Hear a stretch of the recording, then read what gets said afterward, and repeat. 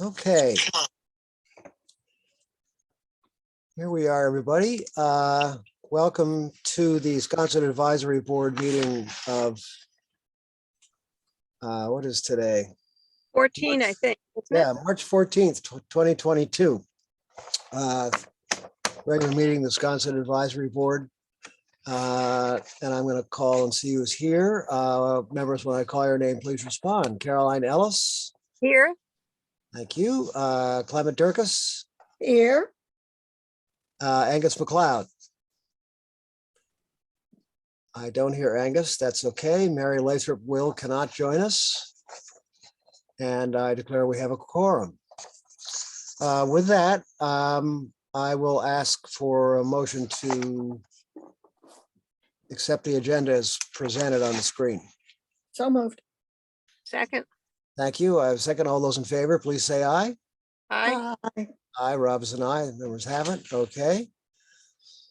And here we are to item number 1 at 21 Bank Street.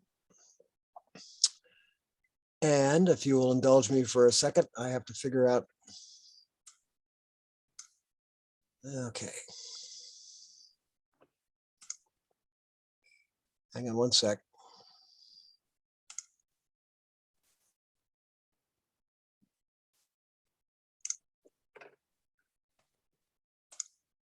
Okay.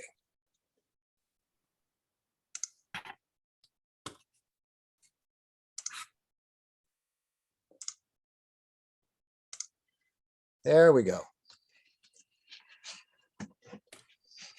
Everybody seeing this plan here? Yeah. Yes, thank you. Okay, great. So this is, we've seen this before and it's been to the HDC and is back for revisions. And this is the general plot plan. I'm going to go right down to the new elevations. And is there anybody here to present this application? Yes, good morning. Ethan Griffin on behalf of the applicant. Ethan, thank you. Go right ahead. Sure. So as previously mentioned, thank you for the overview. This been to SAB once and then HCC once, and we're back for revisions. The general comments were that the cross gable format just seemed too contemporary for this area. So we've also the HEC commented that they wanted us to A, make it look a little bit more cottagey, and B, have a greater reference or deference to some of the idiosyncrasies of the existing cottage with the different sloping roofs, planes, and such. So we've reformatted this as more of a kind of modified salt box design. The front facade on Bank Street is very similar to, I guess it's 19 Bank Street adjacent. We've read a streetscape on page 7, which was also requested by both boards and some abutters. Oh, I'm sorry, maybe it's the one before that, maybe 6. Oh no, I'm sorry, it's right there. Yeah, right in the middle. Sorry, sheet 7. You were on it. So right in the middle, we've got a streetscape of Bank Street, and you'll see 21, which is this project. I think it's 23, and then 19. So we're sort of a massing format that's more similar to 19 with the detached dormers. And then on the rear side, we've got a larger gable dormer that kind of faces the interior of the lot. We've also provided a little bit more clarity on how the massing of this and the ridge height sort of stack up to some adjacent properties.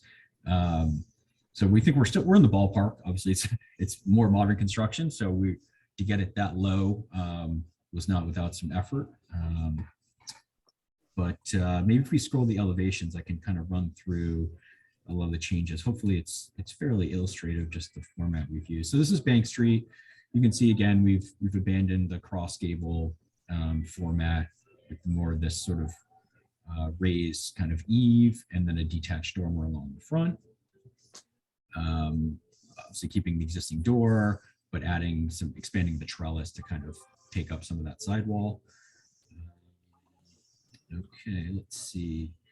Next sheet. Okay, so this is the rear. This faces, inward. This lot's surrounded by pretty significant mature privet hedge, but certainly anything above that sort of 8-foot level, essentially the second floor, will certainly be visible. We've replaced some existing windows with French doors. We've got this sort of gable that creates the space on the second floor for the bedroom. And then we've got a balcony sort of off that. And then there's a board door that's sort of adjacent. So we were kind of trying to mix up some different boards, some door styles. Obviously, we have the French doors off the main living space, and we've got the board door with the 4-light window as sort of the main access door. Let's see. So this is the side that faces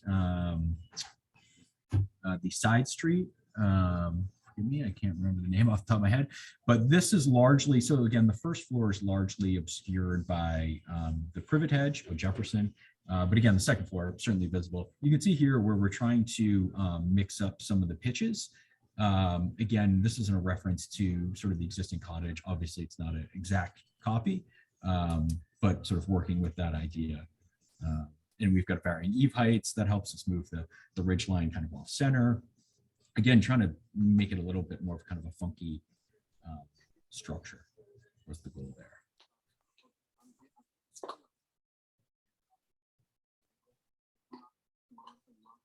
And then, okay, so this is the sort of driveway side, if you will. Again, we've got this sort of, ancillary mass that is the new stair that goes up to the, essentially the second floor kind of loft space. And we have some flexibility with the massing of that. The HDC kind of like some of the funkiness that was on the previous design. In fact, that's probably the only aspect they really preferred. So I think, again, we have some areas that we can work on that some more. But again, we want to get something in front of the board to get their comments on this general new massing direction. Big. So, yeah, so the floor plan, so we're not expanding the footprint. It's just really expanding the main mass and creating essentially a 1.5 story mass, which is now obviously 1 story. Our ridge height, I think, is 19 feet from Bank Street, and it's about 21 or 20'6" from the lawn side. This sits on a little bit of a hole from Bank Street. And it's a height that's similar to again, 19 and 23 on the north and south. Okay, great. Thank you very much. Before I open it up to our members, is there anybody who's present at this meeting would like? SAB. If you would please identify yourself so we can get you on the record.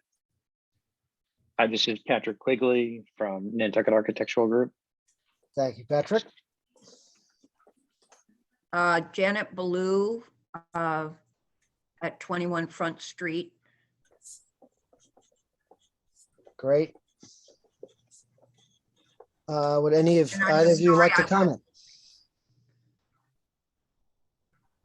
Would anybody like to comment on this besides the our SAB members? I have comment, and I know that Clara Bingham, whose mother owned Kalu Calais at 19 Front Street for about 10 years or so, was unable to come to this meeting, but I know we are concerned just about the bulk of the house. And in general, we are concerned about the character of Codfish Park being changed little by little by all of these second stories that are going on to cottages that were obviously not intended. So it's a question of scale. And in my opinion, at what point do you encourage people who need to have much bigger houses to buy bigger houses rather than buying smaller houses that they're wanting to accommodate? But that is it. We are hoping this does not pass, because it is yet one more house in the village of Sconset that is becoming somewhat out of character. Thank you. Great, thank you, Ms. Baloo. Anybody else? Okay, great. Hearing no other comments, I invite any of our SAB members to comment on this.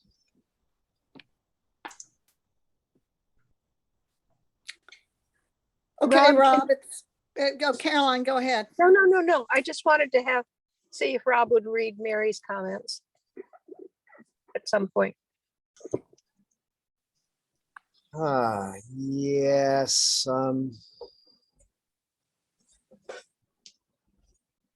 I'm gonna let somebody go ahead while I find those. I don't think I got them.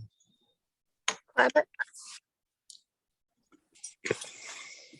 And I think she has to be here, Oh, okay. if I'm not correct, if I'm not mistaken. Okay, well, this is Clement, and I guess I'll have to agree with Miss Baloo that the existing Codfish Park is no longer a one-story neighborhood.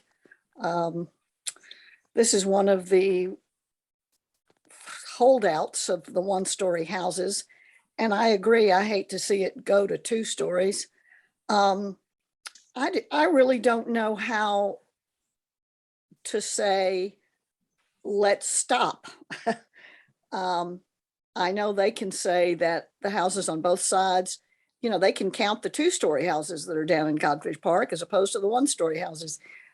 This house also has a 2nd floor balcony. I'm opposed to 2nd floor balconies in Codfish Park. I know they're proliferating because everybody says my neighbor has one, so I want one. And I feel like it's the same thing about the houses. You buy the 1-story house and you decide you don't want a 1-story house, you want a 2-story house. So although I appreciate your changes, I think what the current submission is better than the previous submission in terms of trying to fit in the neighborhood, being a little more casual. But I would also just say, I really hate seeing another 1-story house go 2 stories in Codfish Park. I don't know legally if we have any standing to say you can't do this. I don't think we do, but I certainly would rather see it remain a 1-story house. Great. Okay, thank you very much.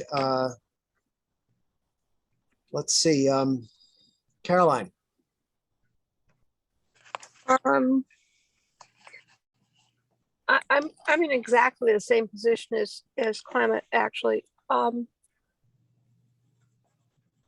Somehow we are the big picture of what Codfish Park always was, and the historic significance of that is being eliminated by little knives. And somehow I agree with Janet Ballou that we need to step back and just say, this is a house, and Codfish Park was just little cottages. And I think the scale is in the mass is just absolutely wrong. And I know there are other places that have gotten in there, but I just think it's time to say no. And I definitely agree with the balcony. I mean, that doesn't belong there at all. So I guess those are my comments. Okay, great. I did find Mary Will's comment, and I'm gonna read them anyway. I'm just can't find it. Okay, here she is. The Backstreet Revisions, this is from our member Mary Will, who wrote this in. The Backstreet Revisions show they listened to the SAB and ATC when redesigning the Backstreet facade, improved massing, though it will still be a significant change. The east-facing facade is still unacceptable or inappropriate to the locus with that massive second-story balcony. Okay. All right. Anybody else? I'm in agreement about the, okay, I'm hearing somebody. Oh, Rob, it's Angus. Hi. Angus, hi. Joined a Yay. little bit late. I'm happy to give my comments now if that works. Yeah. So I'm in agreement with everything that's been said. This is probably one of the more sensitive versions of going up 2 stories than I've seen. The Bank Street facade certainly is more in keeping with adjacent neighbors, but it is a far departure from what is existing. And I agree with the 1-story and 2-story comments. I feel like, again, this is more sensitively done than a lot of things that have passed in Codfish Park. Unfortunately, we've had probably a couple of dozen transitions from 1-story to 2-story, and I'm afraid that ship has sailed. And it's a tough decision of when do you stop, when do you rein it in, and it's fair to new applicants. But I agree with the idea that the scale of Codfish Park should remain as close as possible to what was historically there. So that's all. All right. I'd just like to add, if I could, because Yep. we're right on that east facade. The second-story balcony there is very much inappropriate. It looms over the little garden and the east-facing side of this house. So if we could stop second-story balconies in Codfish Park, that would be appreciated by me. I just think that has no business there. Great. Okay, thank you very much. I'm trying to write while I run this meeting, so that's why I'm hesitating here. Yeah, this is Rob. Rob Benchley. I agree that the whole feeling of Codfish Park is changing, and I really can't say anything more than that I've been unhappy with the second floor balconies for, the last 30 years. So there you have that. Okay, anybody else? All right, everybody who's here that came for this, appreciate your coming, and May I, Rob, may I just address the address? please, yes, yeah. Janet Ballou here. This is actually the second meeting I've attended that someone has voiced the idea that it's time to stop. And I think it is not a correct or healthy mentality to say it's too late. Tony Jarvis, who was the headmaster of Roxbury Latin for 30 years and a minister, told the story in his book, With Love and Prayers, of the story of a little boy who was at the beach, and he came across hundreds of starfish that had been washed up onto the beach. And he went to the shore, went to the tide, he picked up one and he put it back into the water. And then he came back and he got another and he put it back in the water. And a man came up to him and said, "Why are you doing this? This isn't going to make a difference." And the boy looked up and said, "I made a difference to that one." So Okay, I would submit that it's never too late. Janet, thank you very much. And thank you for that little story. Okay, anybody else on this application? All right. Hearing none, I will. Thanks, everybody, for coming. Ethan, thank you for your presentation. Thank you. I everybody for your appreciate the comments. Yeah, thanks so much.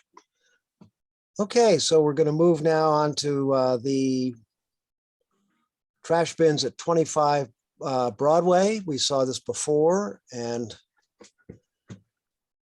once again, I'm going to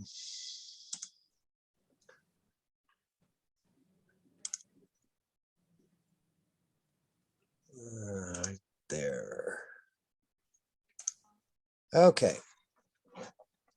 This is the old Hope Chest on between Broadway and Front Street.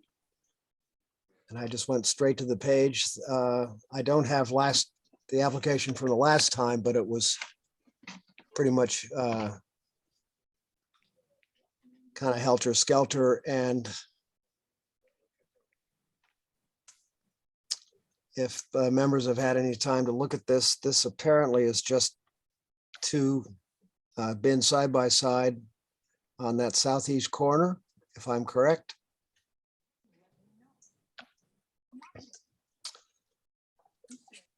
There was considerable discussion about these bins at the last HDC meeting, and I think also it was sort of at the same time that the bins at 17 Broadway had come up, and that was taken care of, I believe. But here we are. This looks a lot simpler. And if there are any comments from anybody, I will entertain your speaking up and letting us know. Hi, this is Patrick Quigley from Nantucket Architecture Group. Hi, Patrick. Hi there, and thank you for giving me a chance to talk about this project here on 25 Broad Street. So notice this is at the corner of North Gully and Front Street on the back side of Broadway. It's on the south facade of the building. What we're here doing is replacing previously approved HDC storage containers, the ones that were purchased at the Marine Home Center. The goal here is to bring it in a little bit, tighten it up between the end board and the window, and try to have something that was closer to the ground, more compact, custom made, and something that is easily usable to the summer residents that are renting the 2 condominiums in the building. What you'll notice here, based off of the recommendations of the previous HDC meeting, is that we have lowered each of the containers. We have squeezed them between the window and the end board. It does not move off into Front Street, or it doesn't go over the edge on North Gully Road. This is the most appropriate place in the entire building for a trash bin, considering the North Gully Road is an area that's well traveled. Front Street is as a path is well traveled. Broadway is a path that's obviously well traveled. North Gully Road is likely to be the most appropriate location. It's on the south side. There's always lots of light, and we believe that the design is small enough that it won't have a significant impact on the visibility there in the different areas of the roadways.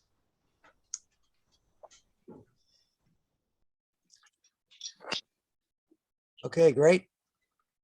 Thank you. Thank you, Patrick. Anybody like to comment? Hi, this is Margaret Van Duzen. Can you hear me? Yes. Yes. Margaret. Hi.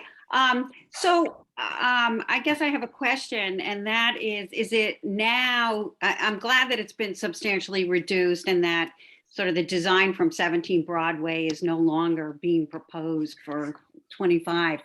But are these bins replacing in the footprint, in other words, of where the existing or where the previously approved bins were? Yes, yeah, these are the previously approved, HDC approved bins were purchased at Marine Home Center. They're likely to be 4 to 5 years old. They're weathered. The idea here was to, provide support to the summer residents who are staying in both condominiums. The trash is removed twice a week. The larger 3-bedroom condominium fills the bins every 2 days. Obviously, what we're trying to do is provide something that's large enough, but yet fits within the profile of the building and the neighborhood.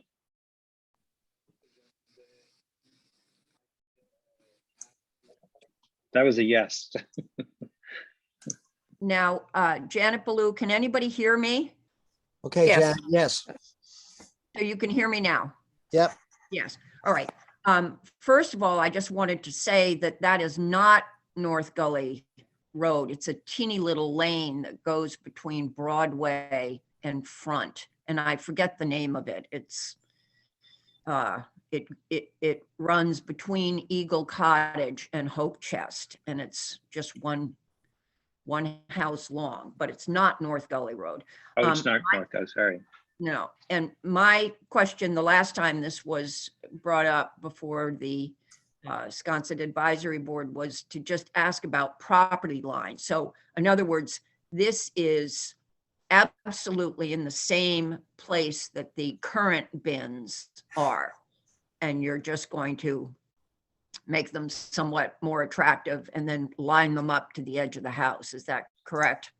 Yeah, so if you notice the photographs in the original application, the existing trash bins go beyond the edge of the building onto the path, and we wanted to fix that. That was goal.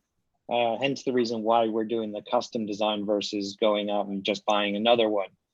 The idea was to tighten it up a lot, pull it against the building, create a foundation, fit it within the window so that you're not seeing it from the inside out, and as you're walking past, that it's a nice, elegant solution. That was the goal. Thank you. great, thank you very much. Any comments from the advisory board members? Rob, it's Clement, and I have no objection to it. I appreciate they're trying to make them smaller and pulling them within the framework of the building. Yeah, great, thank you. Angus or Caroline? I do. I appreciate the design, but the question still goes back to, is it their land?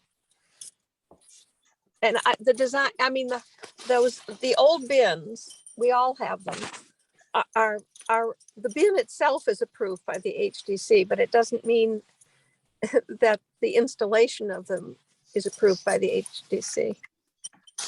And I just don't know if they're on the land, or if that way is a public space. Yeah, and it's hard to tell from the application here, but I don't think we have. So based off of the survey line, that metal edge, which sits between the path and the house, is right on the property line. And this here area, and these bins are designed not to go over the metal edge. So that line obviously represents the metal bar. It also represents the property line. Does that answer your question? Is there any setback? Yeah. Setbacks. Good question. I have to get back to you on that. Setbacks. Okay. Since this is Wanna not a make sure it's permanent structure, Yeah. Yeah, I understand. It's just that it's access, you know. And I think the design is beautiful. I think the house looks lovely. It isn't that. I just want to make sure that what we're approving is properly set. Yeah. And I'm not sure that's for us to answer, but it certainly is a good question. it's a good question. You're right. Okay, great. Anybody else? Rob, I would just, this is Angus, I would just add that I was going to clarify to Caroline's point that line at the bottom of the plan, partial floor plan and proposed storage containers was whether that was a property line or a setback line. And as far as setbacks go, that's a zoning issue and not ours. We're more aesthetic. I wish we had the previous plan to compare to this, but from what I remember, this is a much more sensitive version, not crowding, going underneath the window or around it and not exceeding the height that they're shown now, and still leaving the full outline of the building, including the corner board as the HDC had recommended. So I don't have any concerns. Okay, great. Okay, everybody, thank you very much. If there's no further comment on this, then I'm going to, Red's ready.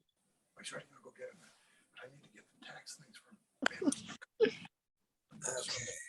All right, then, we're at the bottom of our agenda for today. And so let's, I'll take a motion for approval of our comments. So moved. I hear a motion. Do I hear a second? Second. Thank you. All those in favor? Aye. Aye. Aye. I declare that done, and I'll take a motion for adjournment if there's no other items before us. So moved. Motion to adjourn. Thank you very much. All those in favor? Aye. Aye. Aye. This motion is adjourned. Thank you, everybody, visitors and commenters and daylight savings time. Thank you, Rob. Okay, thanks, Aye. everybody. Thank you. Bye-bye. Thank you Thanks, very much. Rob. Everybody. Bye.